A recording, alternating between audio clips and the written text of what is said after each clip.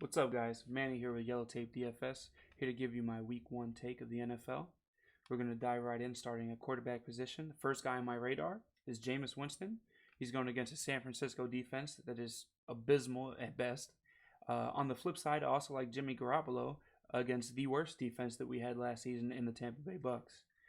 Moving along, I like Lamar Jackson. He has a high potential upside against the tanking Dolphins. We have Nick Foles against Kansas City. In order to keep up with Mahomes and company, you're going to have to keep putting up points. That's as simple as I can say it. I also like Josh Allen in this rivalry matchup for the division. He's going against Sam Darnold in the same draft class. I think there's potential for him to do well the same way he did last season in this matchup. Last but not least, I like to touch base on Jacoby Brissett. I think that he is in an optimal spot at 4,400. It's kind of crazy.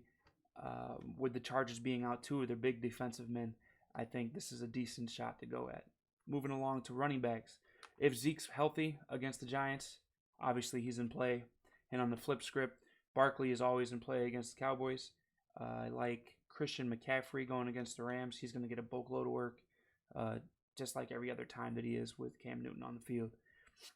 Le'Veon Bell is going to be a workhorse for the Jets going against Buffalo. Can't miss out on that opportunity. Leonard Fournette. He's going to be relieving some pressure off Nick Foles, which is another reason why I like Nick Foles.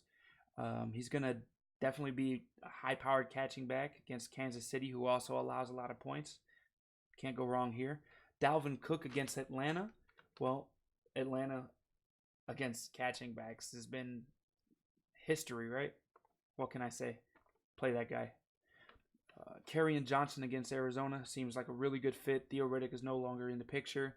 I just have to get this guy. He's going to get so many touches, and he's a beast. Chris Carson against Cincinnati. It's Cincinnati. I shouldn't have to say more. That team is terrible. Austin Eckler is going to be pretty chalky against Indianapolis, but once again, he's the RB1 right now. Gordon's on the holdout. You have to plug him in at 55. Mark Ingram against Miami may not be terrible. In the low 5,000s, seems pretty good. Darius Juice going against Philly.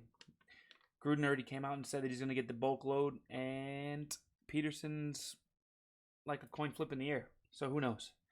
Going to wide receivers.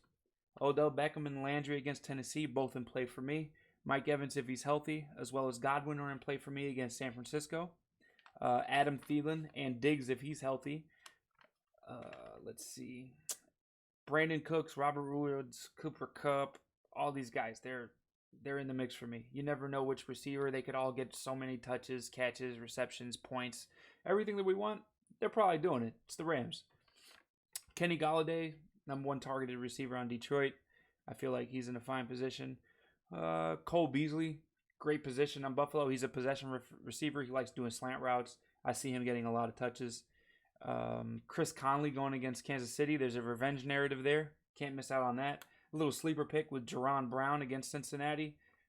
He'd be the #2 receiver at the moment. Just watch out because supposedly he had a toe injury. Don't know if that's going to amputate his ability of playing. But moving to tight ends, we have Travis Kelce, who's always a player. Doesn't matter what team they're playing against, right? It's Travis Kelce with Mahomes. George Kittle against Tampa Bay. I'm super high on this guy.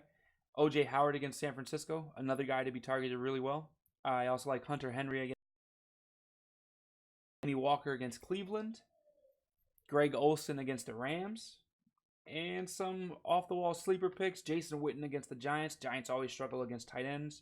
And Jeff Swaim versus Kansas City. I think he could do a little something. Going to defense, I like the Ravens against a tanking Dolphins, like I said earlier, is going to be good.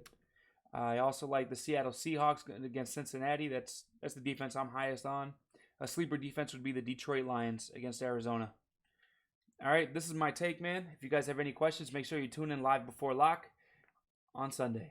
Have a good one.